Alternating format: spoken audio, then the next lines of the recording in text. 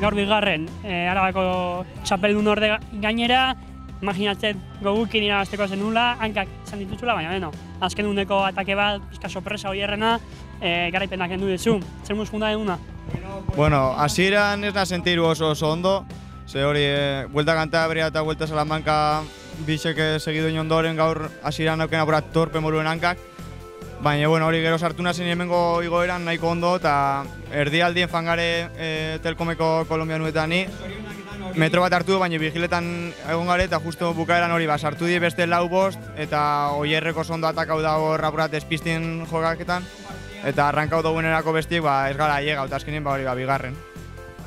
Demoraldia bukatzea dugula, hankak oso ondo dituzu, ze akaso agian zuretzat pena bukatzea, nola espero dituzu azkeneko 3 azterketa hauek?